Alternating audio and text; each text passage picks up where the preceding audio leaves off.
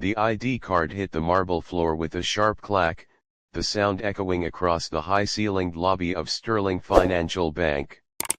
Anderson Mitchell, a senior bank executive, had tossed the ID of a 60-year-old black woman to the ground as though it were trash. "I'm sorry," Anderson said with a smug smile, adjusting the knot of his designer tie. "But documents like these don't exactly scream credibility."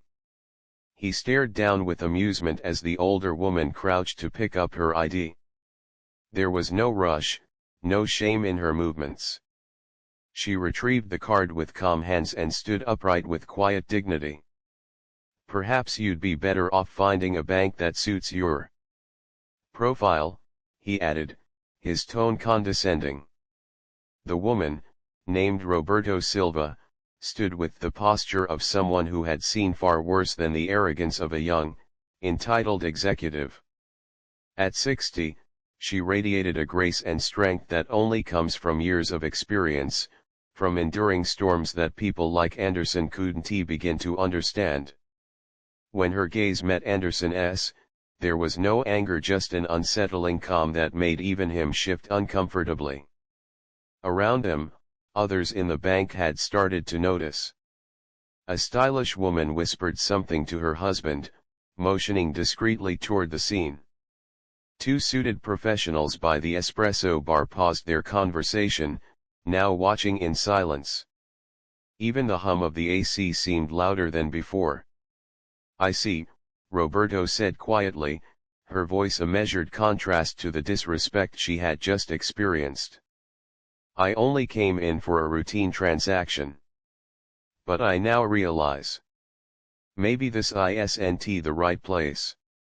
Anderson rolled his eyes and turned to his assistant Paula, who stood nearby, visibly disturbed by the exchange. "It's always the same with people like that," he muttered just loud enough for others to hear. "They come in thinking they belong, completely clueless about how this world really works." But Roberto Silva wasn't just anyone. Despite her modest clothing and reserved manner, there was something powerful about her presence, something unshakable. Her gray hair was neatly tied back, her fingers bore the calluses of a life built with integrity, and her eyes held the depth of someone who knew exactly when to speak and when to wait. The most remarkable part, she wasn't surprised in the slightest. As if she had anticipated exactly this type of treatment. "May I ask what brought you in today?" Paula asked softly, stepping forward in a clumsy attempt to smooth things over. "I came to open a business account," Roberto said plainly. "My daughter told me your bank had a strong corporate division." Anderson let out a dry laugh. "Corporate division?" He gave her another long look. "Ma'am, perhaps you don't understand what we do here. We deal in international finance. We're talking 7- and 8-figure contracts. Massive investments. Sophisticated portfolios." What Anderson didn't know, because he never bothered to ask, was that Roberto's daughter was no ordinary client. She was one of the country's top CEOs, a self-made billionaire in tech and innovation. "We're finalizing a partnership with Sterling Financial, Mom," she had said over dinner a week ago. "It's a $6.3 billion deal. The biggest we've ever secured." But Anderson kept speaking, puffed up by his own assumptions. Roberto simply observed the bank's interior. Who was welcomed, who wasn't. Fresh-pressed coffee was brought to one man in a custom Italian suit. A smiling executive escorted another through glass doors to a private office. The class divide wasn't hidden. It was advertised. "I get it," Roberto said finally, cutting off Anderson mid-sentence. "Large corporations need capable partners." Her tone was so certain, so poised, that Anderson blinked, unsure for just a second. But he quickly dismissed the feeling and turned away. Roberto headed for the revolving glass door.